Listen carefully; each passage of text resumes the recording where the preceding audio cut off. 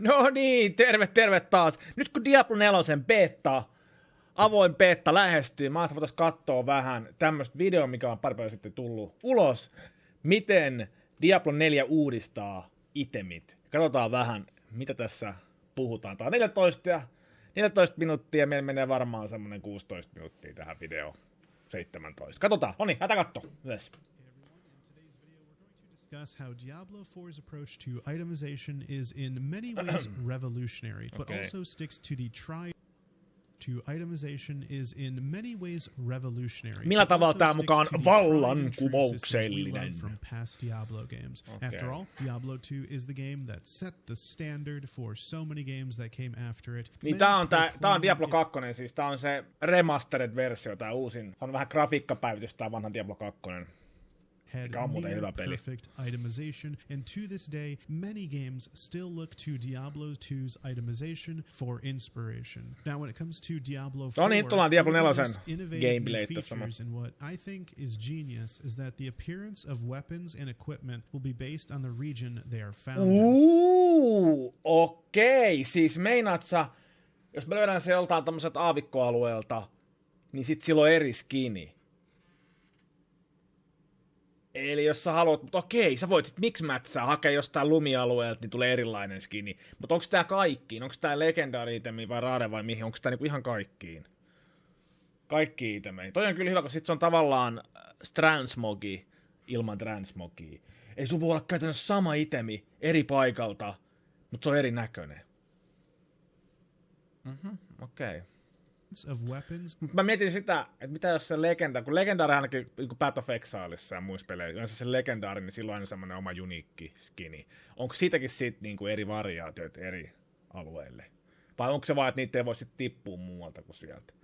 En tiedä. Katsotaan, mitä tää sanoo.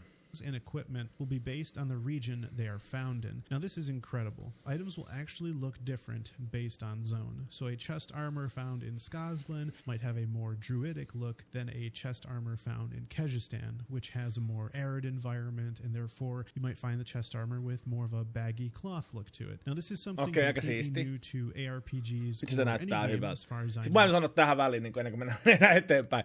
Siis tää Diablo 4 näyttää valovuosia paremmat kuin Diablo 3, mikä oli ihan semmoinen lastengrafiikolla. Tää on niinku oikee, aito, synkkä, hyperrealistinen grafiikka. And really helps with immersion, since you would think you would find items that look like they're from the zone you're in. Now I'm really excited to see if the same exact item dropping in two different zones looks different depending on the zone you found it in, right? And so that would mean that the artists are designing multiple appearances for the exact same item. Itse ihan näköisiä kyllä. Mä haluan kanssa semmoisen ison pojan tehdä. Zone-themed items only drop in their zones. Tää on kyllä nyt ihan tästä aiheen ohi, mutta olisi kyllä kova, jos saisi sitä hahmoa niin laittaa vähän pulleemmaksi ja hoikemmaksi. Mä laittaisin ainakin ihan tämmöisen big boyn. I wanna big boy, I wanna big boy. Nowhere else. Either way, however they end up doing, I think it's a very cool immersive design that's different than what we've seen in the past. Now, we've seen a few item tooltips, and they're looking pretty great, but what we haven't seen live yet is that item tooltips are actually going to automatically adjust themselves when calculating lucky hit chance, depending on what skill is equipped. Now, the reason for this is because different skills have... Toi on hyvä! Niin kuin siis Path of Exile, mitä mä oon pelannut aika paljon, siis todella paljon. Niin siinä sä et edes, siellä on semmoinen Path of Binding, sä menet nettisivulle, lataat semmoisen erillisen ohjelman, ja sekään ei osaa täysin laskea sun oikeat damagea tai niitä prosentteja, kun niitä tulee niin monista eri paikoista. Mutta tää on hyvä, jos tää kerran muuttuu sen skillin mukaan. Different proc coefficients, and so by changing your skills while hovering over an item, you can see in real time how that changes your proc coefficient. Toi on This iso is a bonus. great change, I believe, that will really help players better understand their proc chances based on the current skill equipped, and really just help players optimize their build by letting them switch through their skills and realize, oh, this is probably the best skill to use with this lucky hit, for example. So I think this is awesome, and it's going to help the player not have to do as much maybe online browsing, and they can just stay Niin nimenomaan, että tarvitse tehdä sitä netistä löytyvää kalkulaattoria käyttää. Mitään third-party-kalkulaattoria rupea käyttämään, vaan että pystyisi niinku oikeasti sieltä in-gameista näkee se sun damage ja ne prosentit. Musta se on niinku tärkeet. And subscribe for more Diablo 4 content. No niin, jos haluat tilaa tämän tyypin kanava, niin se on tämmönen kuin Toy House, Zetalla, Toy House. Would typically equip a total of around 10 items, but in Diablo 4, barbarians are able to equip a total of 12 because of the arsenal system, which lets barbarians use different weapons for different skills, and rogues who can equip a total of 11 items because they can equip an additional ranged weapon. This is a very cool innovation for Diablo, which I'm actually interested to see how they end up balancing it, because an extra item slot in a game like Diablo, I feel like could really tip the scales, especially a weapon in the barbarian's case, or I guess both of them have weapons, right? This makes barbarians and rogues more hungry for loot, which means players might find it harder to find exactly what they're looking for because of the changes coming to trade. Now, back in Diablo 2, trading was a great way to collect all of your best items. Okay. You might find the best weapon No, for Diablo necromancer, but 4 you're not a necromancer, and so you want to trade it for one of your best items. Or maybe you'll just make a necromancer later because you found that item. That's a way you could do it too. But for the purpose of this example, let's say you want to trade the item, right? Well, in Diablo 4, trading is going to be somewhat restricted. Certain items will be bound to your character and untradeable the moment you pick them up. Meaning... Mä inhoon tätä bindia. Mä en ymmärrä, miksi tää on nykypäivän peleissä tää bind on equipment. Eli sit se on pindattu sun hahmoa, ja sitä ei voi tehdä mitään muuta kuin heittää roskiin tai jonnekin. Kai siinä on se järki tietysti, että sitten kun nykypäivänä on kyllä näitä kaikkia, että jengi tekee rahaa sillä, että niitä myydään näitä jollain kolmansin osapuolen nettisivuilla myydään näitä itemen, sitten tehdään tradea, että sä saat tämän. Mutta siis mä en, niin kuin lähtökohtaisesti mä en tykkää, mutta mä ymmärrän sen syyn, miksi näin varmaan nykypäivänä on, että sitten ei tule sitä peitoviin, että joku käy jollain ihme buy loot great items for cheap.com ja sit käy ostamassa just niinku full setin jotain parasta kamaa, mitä vaan saa päälle. Niin ehkä mä ymmärrän sen siltä kannalta. Mut ite en henkilöisesti tykkää tästä. They are bound to your character and cannot be traded. This is called bind up. Toi on iso bossi. Mä oon nähnyt aiemminkin. Toi on niin siisti, kun se heiluttaa tota nuijaa. Pick up, and this is a system in World of Warcraft preventing certain powerful items from being traded. Developers have stated the main source for items should be from killing monsters, which I tend to agree with. I'm hopeful, though, that there will be a way to exchange items and equipment of value with other players in some form, and I think there will be, since the Diablo community is so creative. Now, moving on to what I... Toinen olisi kova, että jos toi onkohan toi pinnattu hahmoon vai siihen akkonttiin, koska toi olisi, mikä olisi ihan semmoinen välimallivaihtoehto, että sä voisit sen sun itemin, mikä on pintattu sun hahmolle, tai akkoontille, kummin se nyt onkaan sitten, niin sä voisit käyttää vaikka sit sulla jollain uudella buildilla. Että sä voisit tehdä toisen hahmon ja tehdä vähän erilaisen buildin ja hyödyntää sitten jotain tämmöistä itemiä sillä. Koska niin mä usein on tehnyt, niin jos Path of Exile on vaikka softcorella, niin vetänyt vaikka jollain buildin läpi pelin, ja sitten on tullut sitä gearia, ja sitten toinen hahmo meneekin niinku heittämään läpi, koska sitten sillä voi hyödyntää niitä jo valmiiksi löydettyjä itemeitä. Items actually do in se olisi yksi Diablo 4. vaihtoehto. Affixes have always been exciting Tuskin tulee. of Diablo. Now, one affix in particular from Diablo 2 that was not in Diablo 3 is finally returning to the Diablo universe, and that is the plus skill rank affix. Like in Diablo 2, different skills roll on specific item slots. So, for example, some items only appearing on certain weapons, like in Diablo 2, Wolf's Head Helms had druid skills, Staves had sorceress skills, and what I'm actually interested to see here is if we can get other classes skills. So, for example, in Diablo 2 Act 3, you could buy a Staff of Teleport, and that was amazing. It just enabled you to get around so much easier, right? You ran into a dead end, well, now you can teleport and get right back on your way. But teleport was a sorceress skill, and so being able to have that as a class other than sorceress was really, really cool. Toi olisi kyllä hyvä, koska toi muuttaisi. Se antaisi aika paljon niin kuin vähän semmoista eri buildi-variaatioita, jos sulla on. Okei, tässä esimerkissä niin on tää level 1 teleport. Luultavasti ne on niin kuin low level. Mutta ne vois mahdollistaa jonkunlaisia kombinaatioita, että voisi tehdä vähän jotain semmoista unethical buildia, että vähän on semmoinen erikoisempi setti. Taas nähdä. Okei, mennään eteenpäin. Cool. So I hope that's something that can happen again in Diablo 4 with these plus skill rank affixes, which are coming back. Okay, moving on to item qualities, which Diablo 2 established years and years ago and is still used in so many modern games, including Diablo 4. Item qualities include normal, magic, rare, legendary, set, and unique. Normal items will have Okei, eli siis hetkinen. used in so many modern games, including Sulla on legendary ja Item unique qualities include erikseen. normal, magic, rare, legendary, set, and unique. Onks legendaris, ei kun legendaris sanois vielä setti, eli tää, kumpikohan näistä nyt on sit setti-itemi? Unique, legendary. Mitäköhän näillä on niinku käytännössä eroa tuota legendary ja uniquella? Tässä ainakin hetkinen. En osaa sanoa. Normal items will have no affixes. Magic items will have affixes Se kertookin sen nyt plus meille. 7% resource regeneration. Rare items will have affixes that are usually better than magic items. You can also have legendary affixes. Legendary items modify skills like in Diablo 3, but unlike Diablo 3, Blizzard has emphasized that they're not going to rain from the sky, meaning they're going to be much more rare, even though there will be hundreds of legendary items in the game. Now this is awesome because being able to spend years and years playing Diablo 4 and still not find like certain items is what I'm looking forward to. So I hope they put a ton of items that are rare in the game and it just takes a long time to eventually see them. I think it's going to be a really fun way to explore Diablo 4 and make finding legendaries so much more meaningful.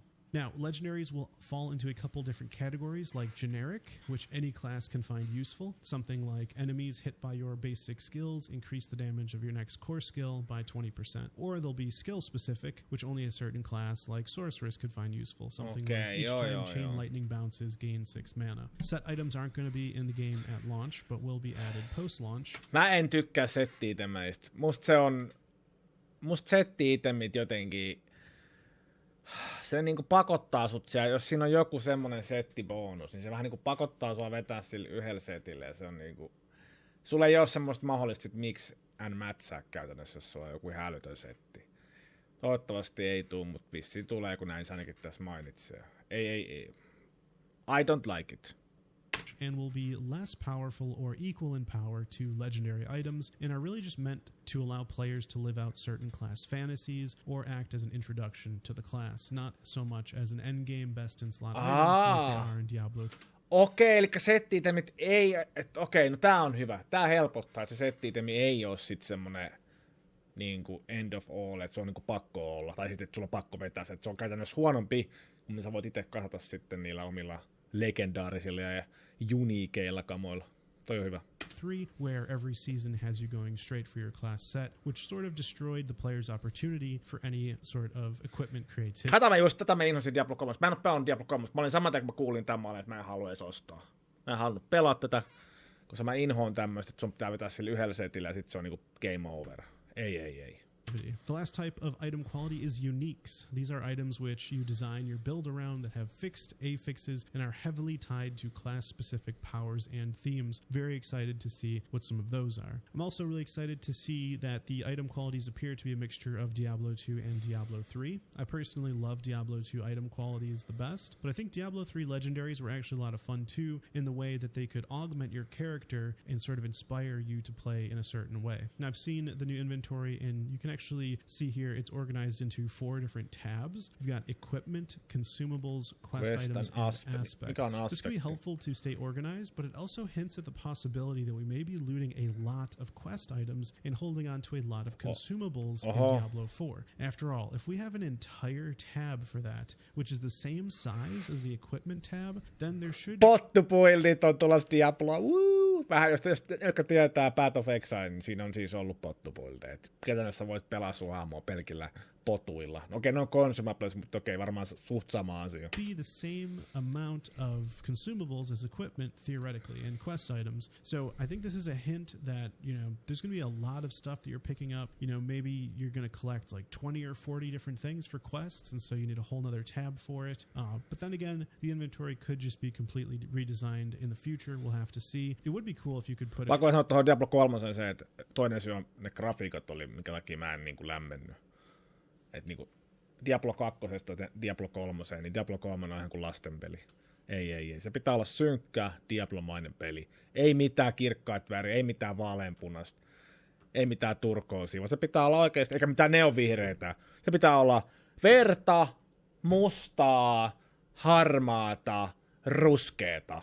That's it. Ehkä Jackalla voi olla vähän jotain keltaista, mikä on niinku liekin väri.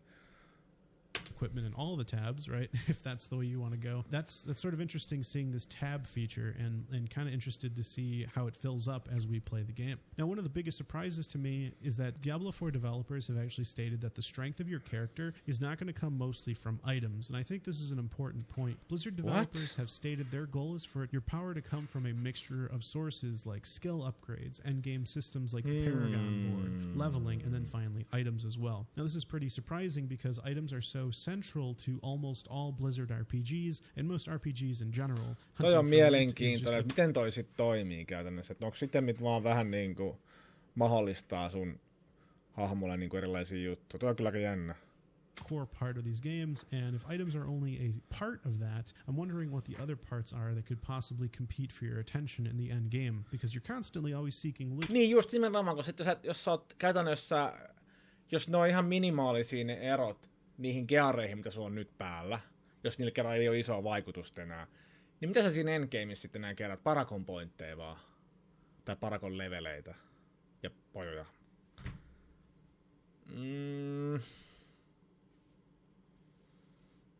So I'm curious, are you just going to go out and grind XP? Koska se kaikista mun mielestä näissä tämmöisissä loottipeleissä on just se paras on just sä oot silleen, että keräs tappaa, täällä on joku ihan älytön mörkölli. 3-metrinen äijä, se seisoo siinä, kun neitsyt tammikonsana, ja sit sä oot silleen, että hei, vitsi, mä en pärjää tolle ikinä, sit pitää pyytää joku 10 kaveria siihen jeesaa, löydä se kylmäksi. Ja sit se pudottaa jonkun oikeesti Stuff of the Unicorns, tai jotain, joku ihan älytön, se ampuu sateenkaaria ja kaikkea sit ihmisten päälle. Ja sit sä oot se, että tää on ihan himä, mutta sit jos se onkin semmonen, että sille ei tee mitään, tai niinku, että vaikka se olisi niinku NS parempi, mutta se ei käytännössä vaikuta sun tasoon millään tasolla, niin kuinka paljon jaksaa innostua sit grindata sitä unicorni-staffia? Instead of looking for loot, or is loot just going to be sort of a side objective? Koska XPn kerääminen mun mielestä ei ole koskaan ollut se maailman hauskin juttu, vaan nimenomaan se itemien löytäminen. New and rare mounts beyond just horses is actually going to be part of the Diablo 4 experience. So I can only imagine, are we going to be riding? Voiks mä ratsastaa rotalla? Eikä, mä haluun rotan! Rotta? Mä haluan ratsastaa rotaa, tai sit jollain millä ihme kilpikonnalta, jollain ihan älyttömällä oli norsulla. Demons, and what's interesting about mounts? Tai ihmisillä, tai toisilla pelaajilla. Tohon hyppää tohon olalle, ja koppati menee ja ruoskii menemään. Is that mounts themselves can even equip items, which grant stats and change their appearance, or can make them even move. Mut siis mitä statseja? En te pitänyt vaikuttaa hevosen mihinkään mun tuohon kulkemiseen. Miten ne muka voi antaa statseja, kun ne mainitsee, että ei faster. Now I'm curious to see how big a role mounts are going to play in Diablo 4. And to be totally honest, I'm not too excited about the mounts. I mean, moving faster is great, but it does sound like they're going to be a pretty big part of the game, and it could be sort of like your companion in a way, since there's not going to be mercenaries or companions like there were in Diablo 3 and 2. So perhaps mounts is sort of taking that place. I'm also curious how mounts are going to affect PvP. Is it going to be sort of whoever gets their dismount attack off first is going to get a big advantage, or how soon after taking damage can you mount up again in PvP? So I wonder if it's going to be a lot of like remounting a lot in PvP. But hopefully Blizzard finds a good way to balance mounts and make it a fun system that works. Now, another big innovation in Diablo 4 is that creature types have an increased chance of dropping certain items. So for example, bandits, they're going to have an increased chance to drop maces, crossbows, and boots, while drowned, which is sort of an undead creature that Mut mä oon tykännyt näitä on are going to have eri pants. Other monster families like et niinku eri pihuilla on niinku just eri ropit ja eri roppireitit. Se on kyllä oikeesti kiva. Sitten sulla on semmoinen, että jos sä haluat, mä muistan niinku vanhoilta hyviltä ajoilta, silloin kun pelit oli vielä hyviä. Sä menit grindaa jotain jetiä oikeesti. Saatoit grindaa 2 kuukauttakin jotain yhtä itemiä varten. Ja niitä varmaan hakattiin niinku tuhansittain niitä örkkejä sinne mutkalleen.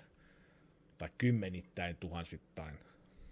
Ja sit sä sait sen, sit oot, että Nyt se on, ja sitten se huomaa, että tulee seuraava patch, siellä on jopa olla parempaa itemiä, tulet voi heittää sua roskakoriin, mutta silti se duuni, että sä sait sen, oli kunnon rindaamista, mutta se oli vörtti aina. Fallen, and others will have their own increased drop chances, which hasn't been revealed yet. I think this is an interesting change. If you're looking for a specific piece of gear, you're going to go, okay, skeletons drop gloves. I'm going to go to this crypt and just farm for my best in slot glove, and sort of that sort of is how it's decided, right? So I'm interested to see if that's sort of the way we're going to do it, if that's their intention behind making certain monster families drop certain things, but we're going to have to see ultimately how it turns out. When it comes to weapons, what I find interesting coming in Diablo 4 is that each weapon type is going to have inherent characteristics which can't be modified. So, for example, bows, they're going to do plus X% damage to distant enemies. Staves are going to do plus X% damage to crowd-controlled enemies. So it's going to sound like this has really, it sounds like this really has the potential to control how you play the game. For example, if you're using a bow, you would almost want to be shooting at enemies that aren't even on your screen anymore, right? Like an entire screen away.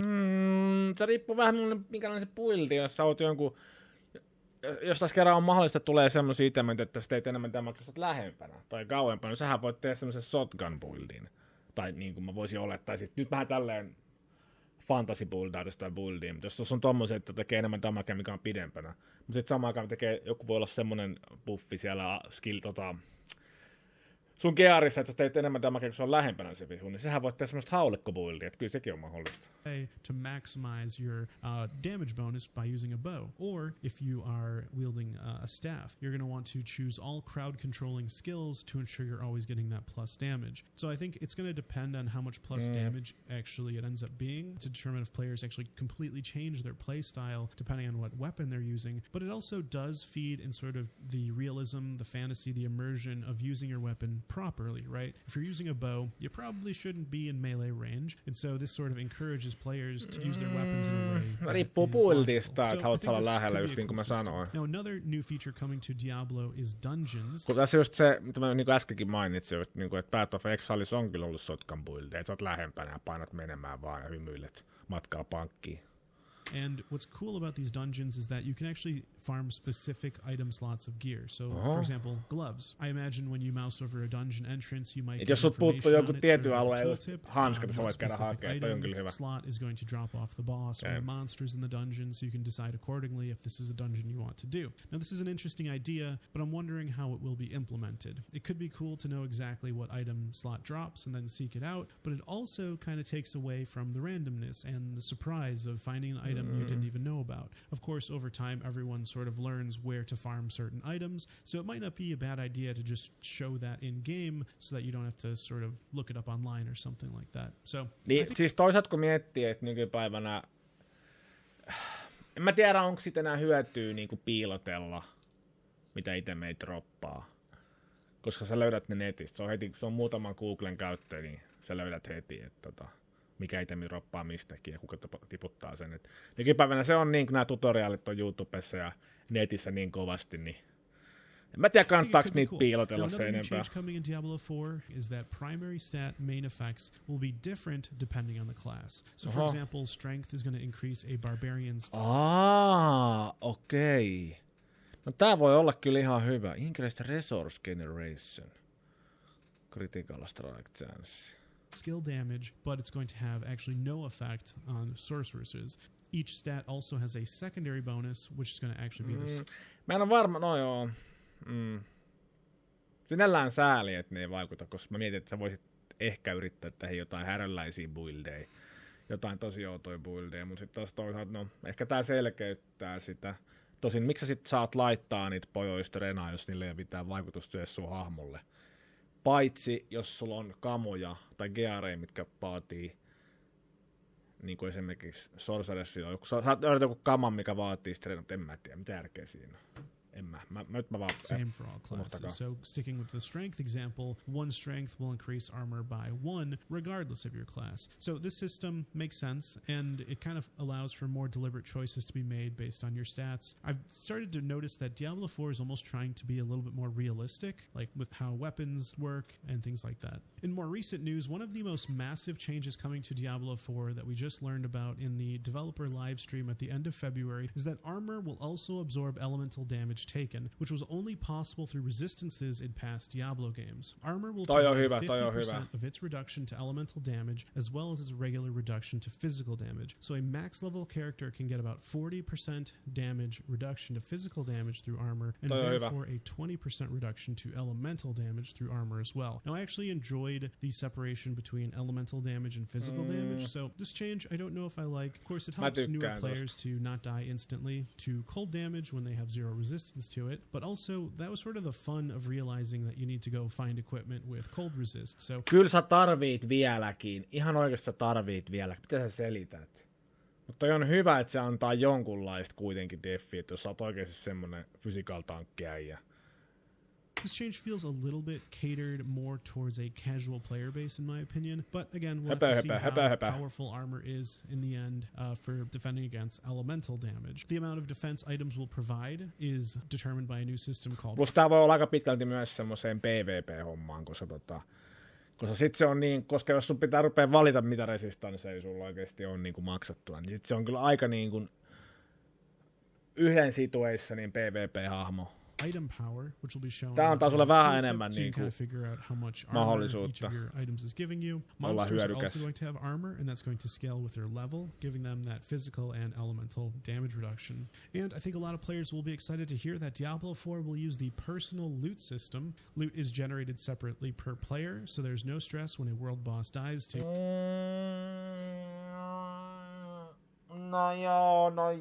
No mut sit taas...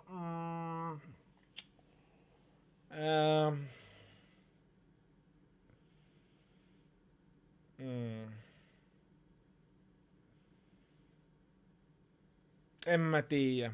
Toisaalta mä niinku mietin sitä, että olisi sit kiva, kun tulee roppe. Hei, tää tuli tämmönen roppe, haluatko tää niitä? Nyt se on, että jos kaikilla on omat, niin sitten ei niinku... Mä en niinku... Kun mä tykkään pelaa paljon sillä niinku porukassa, sillä, että ei kato mikä roppi, täältä tuli joku ihan älytön roppi, wuu!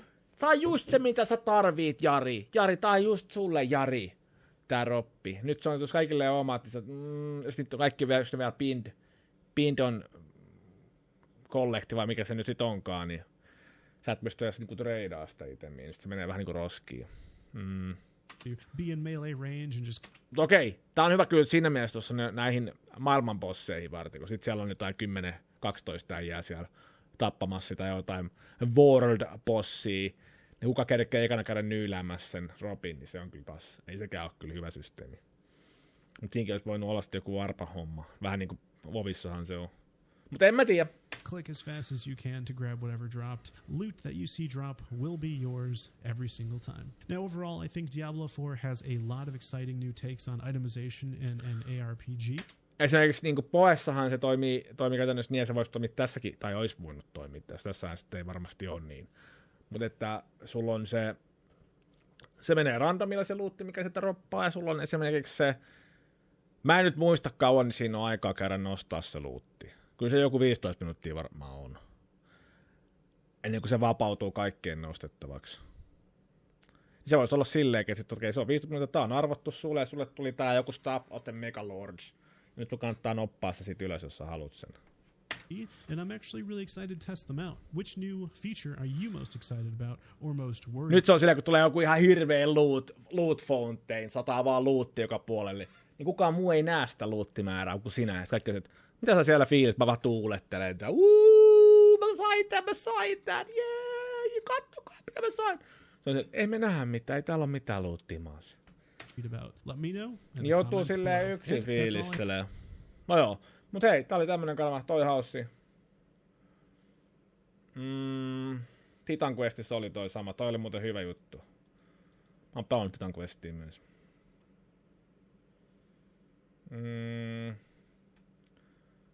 The change they made to armor also reducing elemental maggots decreased as difficulty is increased. I think they said it goes all the way. Ahaa, se menee 0% ihan. Okei, ainakin näin tää väittää. Mun mielestä se ei tainnut mennä ihan 0, mutta... Okei, oli hyvä video ja mun mielestä ihan mielenkiintoisia toi että eri alueella tulee eri näköistä niin kuin gearia on kyllä iso bonus. Ja mä tykkään tosta, toi on iso. Mut en mä tiedä, onko mitenkään vallankumouksellisia nämä muuten ollut nämä Diablo 4 itemit. Mut hyvä video. Palataan seuraavaan videoon. Ja jäädään odottelemaan. Muistakaa tulla pelaamaan, mutta Diablo 4 betaukset tulee ihan tässä vajaa 2 viikon päästä. Noniin, seuraava video. Se on moi.